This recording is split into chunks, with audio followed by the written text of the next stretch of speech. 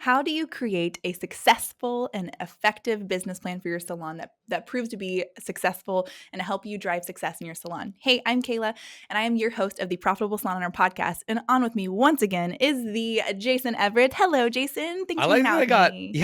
I like that I got the Jason Everett. That's very fancy. If you look me up on Facebook, I'm Mr. Jason Everett. That's my Ooh, fanciness nice. there. But it's because Nice. somebody took the dang Jason Everett before I thought Facebook was cool. So what are you gonna do? So Jason Everett is already taken before, so you had to be There's Mr. another Jason Jason Everett. Everett. He runs like an insurance firm. Not as cool. Wow. I know. It's kind of Fascinating. boring. He and I are friends. We're friends. We know each Are other. you Because no kidding? Like you've met I in want to person? take no. I just want to take Oh. his account. So You're I'm being homies. like, Anyway. "Hey, if you ever retire from being Jason Everett, I'll take it, man." After you've Yeah. built, like, what, 16 years of Mr. Jason Everett? Yeah, business plan idea number 1, get all of your URLs, your social media URLs and your Get it now, competitors. no Get it matter where now. you're at in your business. Yeah, Just yeah. claim them. I know, I have a couple that I've already purchased because one day I know that I'll You use them. know. There So, you yeah, go. see, I've learned. Let's do it. Well, let's dive into this. Nice. I Yeah. love talk business plans. I have a love-hate relationship with business plans.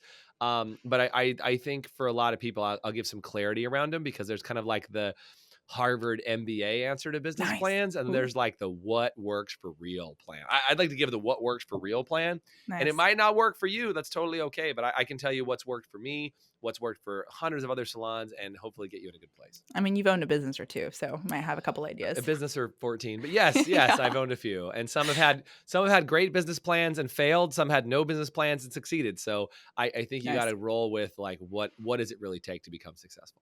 Yeah, for sure. I love how your example was Harvard and NBA. Like those are very, very opposite sides of the spectrum. But yes, let's talk about what's for real. So before we get started on like building the plan, your business plan, what are you looking for? Like, what is the purpose of having a plan in business rather than Yeah, just like, hey, let's start one and let's go? Like, how yeah. prepared do you actually need to be? I mean, look, I like I said, I've owned whatever, it's 10, 14, something like that, businesses, a bunch of different businesses. And it's really interesting. I've started businesses with giant plans, like I said, and I was like, I had the huge, massive plans of how we're gonna take over the world. I had huge pitch decks and all these things, and those things have crashed and burned. And I've also started a business with absolutely no plan, and they just kind of evolved. And I would say that there's not a right or wrong. You just gotta find out what type of person you are as an owner and Ooh, be able to go forward. And I would say the best thing you could do though in like this company, like when I started this company 15 years ago, I'd say this is my greatest successful company. I'll put it that way. And actually 16 years I'm rolling on 16 November, years. huh? I'm old. That's all I'm saying. But yeah, 16 years is that, one of the things that like this business and this company did start with something very simple that I had to put together, which was called a pro forma. And if you don't know what a pro forma is, I mean, I don't know if I you've heard don't. me mention that before, Kayla, but like a pro forma is basically a projection forward of success. And it's ironic. I'm filling out this paperwork. They want me to fill out for bank. And we're working on getting another building and all this stuff. And the bank's like, hey, can you give me a projection of your next 2 years of they call it forecasted sales? Basically, like, who's going to buy things from you? What are you going to do? How much more money are you going to make? And of course, the bank wants to know that it's going up and up and up and up. That's all the only thing they care about, but like, they want to know, have you thought about it and have you projected forward your future? So what a pro forma does is you can project forward a 3-month future, a 6-month future, a 12-month future, a 10-year future. Like there's a lot of things you can do. But I feel like when you sit and you plan a business, one of the most difficult things is like when you don't know what you're even planning for, like how do you plan out the future? Like, I don't know. And so what I would say is that exercise in and of itself is the business plan. And now, no, Hmm. don't get me wrong. There's people who are like, well, you got to do a SWOT analysis, a strength, weaknesses, opportunities, threats. You got to do a 1 year, a 5 year, a vision statement, a core mission statement, like all these things. And that could be part of a really clean business plan. But I think some of the best things I've seen is like a 1-page business plan that talks about where you're going and what you want to do. And then a very solid 1, and maybe if you're lucky, a 5-year pro forma. And that pro forma, it can just literally be an Excel spreadsheet. What do I think I'm going to do this month? What am I doing next month? How do I go 12 months forward? And you start plugging in numbers to your spreadsheet and you like let it auto populate some level of that. Is to say, well, if I bring in this many guests, like for example, as a salon owner, you might say, well, I'm going to start out with me, and then on month 3, I'm going to bring in another stylist, and on month 6, I'm going to bring in another stylist, and on month 7, or you're like, I can bring in 5 stylists on month 3. Like you got to say, how aggressive are you trying to be? Hmm. What are you trying to accomplish? Because what it'll start to do is it'll make your brain start to reorder you're like, well, maybe I should bring in 3 stylists on month 1 because that doesn't get me to the level of income that I need to get. And so like when you start to map out that pro forma and you like project forward what you're going to be doing, all of a sudden your brain starts to solve all the problems in advance that you're about to walk into. Because let's be Mm. honest, business ownership is about solving problems for clients and customers and solving your own problems well enough before you implode. Like It's a that's problem it. solver. Every day is your job is to solve problems for yourself, for other companies, for whatever, because again, even as a salon owner, right? Like you're there to solve people's hair problems and their growth problems and their, image problems and all those other things you're trying to solve. But you've got to solve your people problems and your finance problems and your profit problems and your management like you're constantly just a giant problem solver, right? So the more you can think about what problems you're going to need to solve in advance, your brain actually switches into this gear that says, oh, I can do this and I can do that. And I can do this and I can do that. And all of a sudden you start to put all these solutions in place. And then all of the planning starts to happen from your projection of problems in the future, right? Mm. Is all of a sudden your plan starts to back out. So sometimes what you can do is say, well, what the best thing to do is say like, well, what's the end? Like, what's my end goal? Like, what do I want to do? Do I want to build a salon that one day I can sell to somebody in the future? Like, is that part of it? Um, do I want to build a salon that I'll just retire from and like just give to somebody? Do I want to sell out to somebody else? Do I want to sell to other staff members that work for me that are part of that deal? Like, you got to get clear about what you do. So they always say like begin with the end in mind. Like how am I going to get Mm. out of this thing in the future? I think a lot of salon owners get in a spot where they're like, I just want to run a place that's better to work at than that last place that I worked at. Ta-da, business plan. And I know I can work really hard, so I'll go do it. And they don't start with any sort of pro forma or any sort of plan. They just start to kind of like, Make it up as they go. they find a pretty, like just being really candid, they find a pretty location and they're like, oh, it'd look gorgeous if I got that spot there. And I've got a couple of friends with me. Ta-da, a business plan. So not to Yay. insult you, but like if you've seen that happen, type in the chat somewhere and say, I've seen that, because I think so many people just get stuck in that, like, I found a pretty spot. And I just Yeah. know when I'm talking to salon owners, what level of salon owner they are, when all they can tell me is they have a name and they have a place they've been dreaming of. That's what that's most people's plan, is a name and a place. And that's not really a plan. So I think a short version of a 1-page business plan, like what's your mission statement? What are you about? Who are you going to target? And then where do you plan on being in 1 year? Where do you plan on being in 5 years? And what's your goal? And like, if you can have that, 1-page business plan, it gives you some really unique perspective on where you're where you're planted. I don't know why I said that, where you're planning to go, what you want to do, and like what can be really framed up for you well. Nice. Love Yeah. that. That help? So that makes a lot of sense of like, yeah, thinking more ahead too, like, but obviously everything's going to change, but even having a vision of something you're pursuing keeps you kind of on track. Be like, well, this is what I want to end up being. So does this fit into that plan? What kind of like resources, when you start to think about building it, like who did you turn to and who do you turn to know if you're doing it right? Or if you're knowing if like, do you, ask your mom? Do you, do you hire Well, people? Like it what? depends. I'll be really honest. You kind of joked about, do you ask your mom? Like my mom ran a business for, 30 years. So yeah, I did Wow. ask my mom. Like, I don't know if I ran this plan by her. I'm trying to think if I went back to it. I don't know if I put this plan in front of her, but like, as I've run multiple businesses, I did ask my mom. I'm a 4th-generation entrepreneur business owner. That's So right. I went to my mom and I said, here's what I'm thinking. What do you think? I went to my grandfather, who's her dad, and said, hey, what do you think? And he gave me a lot of advice on it. And so like I did run it by my family because they had experience in it. Yeah. I also knew other people who'd owned other businesses and I ran it by them. And this is a really interesting thing, is that some of them gave me really bad advice, not my family. Well, no, sometimes family too, but like some experts gave me really bad advice. One of my very first CPAs gave me some really bad advice. And he said, don't start a corporation right out the gate. Just do it under your own name. And then like, just do it that way. And that was actually really bad advice, because if I would have done that, it would have really cost me a lot of time and effort if I would have done it that way. And that was like at the time it was my CPA, but I asked him Mhm. because he was doing I was a commission sales rep and he was my CPA for that. He was giving me very poor business advice for starting a large business, but he was trying to protect me and save me $1 because he was, that wasn't the level of CPA that he was. I needed advice from a bigger level of CPA. Yeah. The other thing about this company is I actually started this business as a franchise initially, as a sales training and coaching company as a franchise. And so that franchise gave me a level of a business model when I started. Now we're not anywhere near that same type of business now. It's a totally different business model and it's evolved over the last 16 years, right? But when I started this company, quote unquote, that's still kind of under the same framework, like it's had its evolutions and it's gone forward. And like I've had to modify like the business model and the business plan has been modified probably 3 major times in the last 16 years of like, I'm definitely going in this direction. Then we definitely went in this direction. Then we definitely went in this direction. And that's continued to evolve. And like, it's still the same core business. It's just like that whole thing that I said of like, well, who are we targeting and what are we selling to them? That's continued to change because as the High Performance Salon Academy, that entity by itself has not been around for 16 years. High Performance Salon. Yeah. High Performance Salon has been around 8 years of that business entity, but I've always been doing training, coaching, and consulting. I've just served different type of audiences. And when we realize like the audience we really serve best is the salon spa industry, that's when everything really changed for us.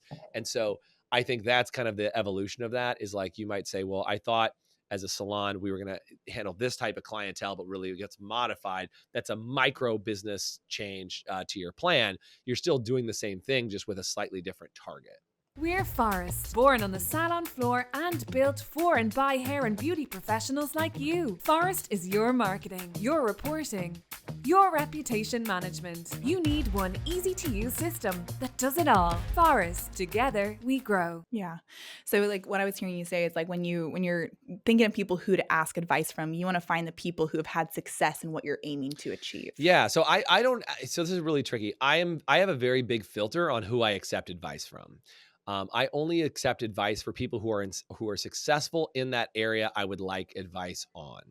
So Mm. meaning, if I'm going to take relationship advice, a lot of people would argue, well, you want to talk to somebody who's been divorced 3 times to get their lessons. And I'm like, I don't want those people. I want advice from the people that have been in successful marriages for 30 Yeah. years. And people were like, well, don't you want to know? And I'm like, actually, I don't, because what's going to happen is they're going to tell me like what their screw ups were for sure. And like maybe to prevent them, but I want to know like what prevented those screw ups in the first place. Yeah. So I think that's a really important thing. And like I said, my parents ran businesses and I love my parents to death. I know they don't watch the podcast, so I can talk about them. But what I would just say is both my parents, my mom and my dad, ran companies that were very dependent on them for their success and operation. And Mhm. so like, I just know, even though like asking them for advice, they ran a very specific type of business that if they Yeah. didn't work in it every single day, that like they wouldn't exist. Like my dad was a contractor and, my dad passed away a couple of years ago, but he was a contractor and he basically was the operator every single day. So if he didn't work, he didn't get paid. And what happened is at 60 years old, he ended up falling off his tractor, hurting himself and couldn't work anymore, ended up Ooh. losing the business, lost his house, lost everything because his business was just him. And so salon owners get stuck in that same mode. Not that they would fall off a tractor, but like they might break their wrist or they have carpal tunnel or they have some issue. And all of a sudden this business that they built on their own back is now no longer viable for them because they were like, I just am indestructible and I can just go forever. And like one day somebody will buy this. And I'm like, well, but your clients aren't really for sale. That's what's really Yeah. interesting.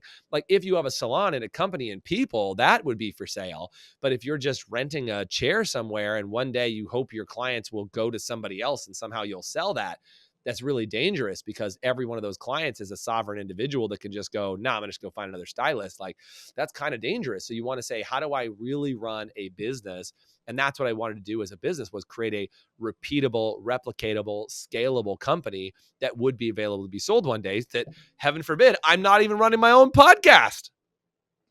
That's right. I am. Yeah, but Kayla, you got this. And that's the whole point, right? Is like, if I got hit by a bus tomorrow or a turnip truck, or I don't know where there's turnip trucks, but you know what I'm saying?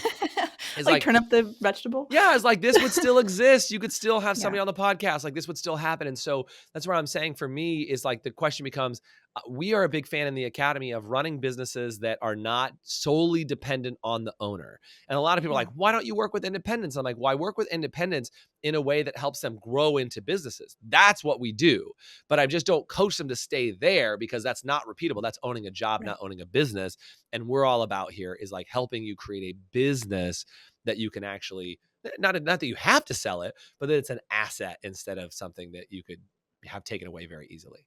For sure, for sure. So I wanted to ask too, like I know a lot of people are established business owners and they are like, well, the business is on my shoulders. So what advice would you give to people to be like, how do they get out from behind the chair? How do they start to focus more on their business? Are you still guessing what your color services are actually costing you? Guessing the cost of your services is eating into your profits. With Salon Scale, you can separate your parts from your labor and charge for every drop of color used. Stop letting your back bar drain your earnings. Click the link in the description to get 10% off of your first year or start your free trial today. Salon Scale. Profit starts with every mix.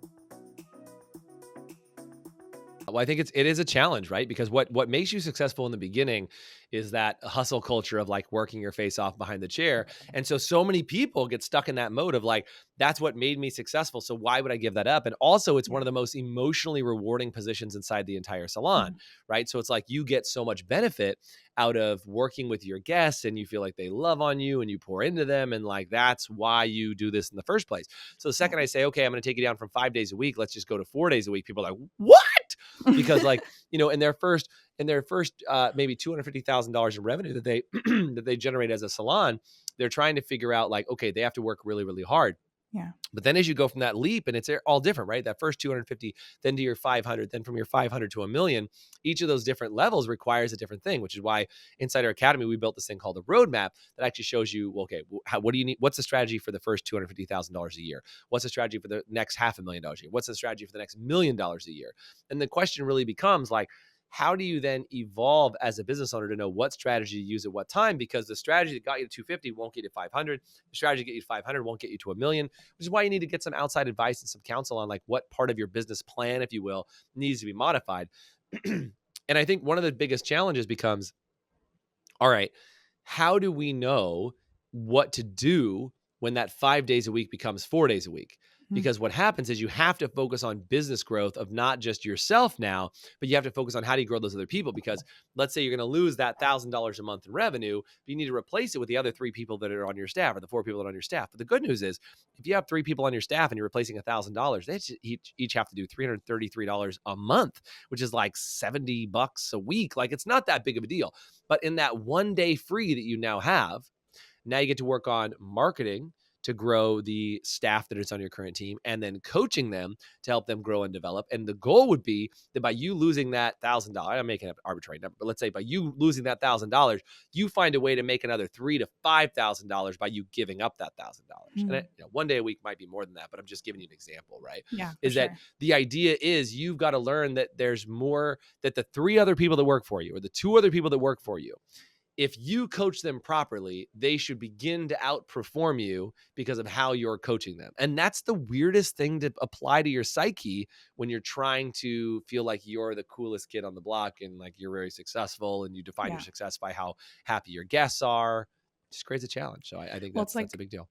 It's hard to let go. Like you put blood, sweat, and tears into building your business, and it's hard to let go and evolve and change when you like, well, I built this, I got to stay here and keep building it because if I don't build it, then it's going to fall apart. So I think that like we talk a lot about little voices, and your little voice gets in your head, and like you start to hold yourself back. So quiet the voice. We're going to take a commercial break, and when we come back, we're going to talk about how to look at your salon and see where it's successful and see where you need to pivot. What are vital parts of your salon business that shows where your business plan is maybe going awry? So hang with us. We'll be right back. Ready to transform your business and improve your salon's profitability? With Lonza's 3-in-1 technology and intermixable shades, your hair color inventory is streamlined with limitless creativity behind the chair. Click the link below to unveil the secret to salon success. Welcome back to the Profitable Salon Owner Podcast. I'm hanging out with Jason Everett. We are talking about business plans for your salon and how to get out behind the chair and how to look at your business and see where it's successful. So Jason, I'd love to know like when people are looking at their business and like, yeah, I have this business plan, I had this vision of something I wanted. How do you start to see if like your business plan needs to change because something's going wrong? Yeah. Well, I mean, the easiest way to know if something's going wrong in your business is you're either stalled or you're going backwards. I mean, it's pretty rare that like your business plan's going wrong when you're making more money, unless, and there is an unless to that, unless you're making more money gross revenue, like you have more people, more stuff, more things, but you're broke. I just had a friend of mine I was talking to the other day. He's like, he was running his insurance firm and he said, man, we're doing $16 million a year, but like I can't make my car payment. And I'm like, well, that's probably a problem.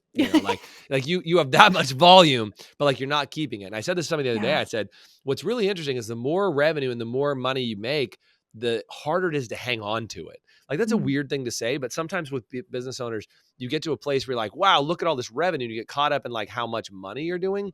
But then you're like, why am I dealing with like 10 staff and all these other things? But like at the end of the day, like I'm still not able to like, I'm still worried about groceries, or I'm still worried about this. Like it's just a very awkward thing. And so, we are a big believer of a lot of, we have a profit simple model that we teach and some other things that are very key to making sure that people go, okay, I get it. I want to create some better opportunities. And like, how do I make sure that profit goes in my pocket every single month? I'm making the money that I deserve. And I start to get in a place where I can have the free time that I want. And I'm actually building a lifestyle, because I truly believe if your business does not allow you to have the lifestyle that you want, you are a servant of the business instead of the business being a servant of you. And like the business, it should be a two-way street. Like I have a relationship with this business that I run every single day, is that I give to it, it gives to me, and it's a two-way street. But if I give to the business and it doesn't give anything to me back, well, now I'm out of exchange. I need to fix that problem. And like, if the business only gives the employees, like you guys are happy as team, but I'm not being taken care of, like that's not going to work either. So it has to give to the team, it has to give to the business, and it has to give to the business owner, and the business owner has to give to it. And I think that's kind of one way to do it. So you asked, how does it go awry? It's not usually with way more money and you don't know how to solve it, but that can be one way. The other one is you're static or you're stale or you've stalled out. Like we call that a plateau, right? You've hit a plateau and you've been stuck at $700,000 for the last 3 years. What that generally means when you're at a plateau is you've reached your level of competent operation of the business. That is your own personal limit for how far you can go with the amount of information that you currently have. Like you've been given a business model, you've been given some coaching, you've been given all that. And even though you read some books and you whatever, but you're stalled out, it's because something in your model either means there's something you're not willing to confront, there's a person on your team that you're unwilling to deal with, or you need to learn something about the business model that's preventing you from growing at the level that you need to. Right? I was trying to find this post I shared the other day. I don't know if I have it right here in front of me, but somebody shared a post that I shared the other day. They reshared my share. You know how that goes, right? Yeah. Sure. Yeah, it was cool. And here, I think I found it. But what it said, the magic you're looking for is in the work you are avoiding. Whoa. I know, right?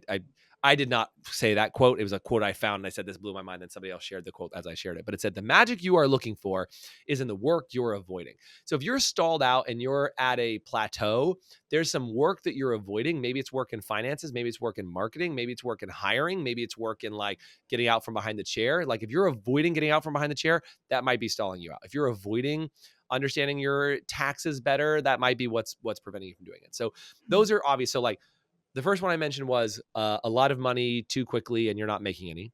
The second is you're stalled out and you're plateaued. The third one, which most people know about because it's very obvious, is like you ain't making any money, or you have a rapid decline, or you have a walkout, or you have a problem. And like it's an opportunity for you to look at it. And you either choose to make that downturn, you either choose to fix it, level it out, and call it the Valley of Insight, where you look at yourself and go, all right, I messed up. What do I deserve to look at here? And it's a Valley of Insight. And if you learn the lessons from it, then you can come out the other side. If you choose to stay in that valley forever, you're just going to either plateau low or you're going to eventually go out of business. And it's always interesting. I mean, I've had lots of valleys of insight in this company where like, if you look at it now, it's a hilarious blip. Like you look at it, it's like up, up, up, up, up. And then it feels like a giant crash. But then the up on the other side, you look back and that blip is like nothing. You're like, oh, that was a cute little learning lesson that you had there, Jason. Cute, right? Like it's one of those things that you're like, oh, that's pretty funny. But like in retrospect, it was a huge day. It was a huge problem. It was such a big thing. And I had no idea that there was so much large success on the other side of that Valley of Insight. Yeah. And I think no matter what you do, getting outside advice and getting outside support to help pick you up when you're in that valley, or get non-biased opinions from other people when you're in that valley, will help you decide if your business plan needs to change. Because every time I was in that valley, my business plan needed to be modified.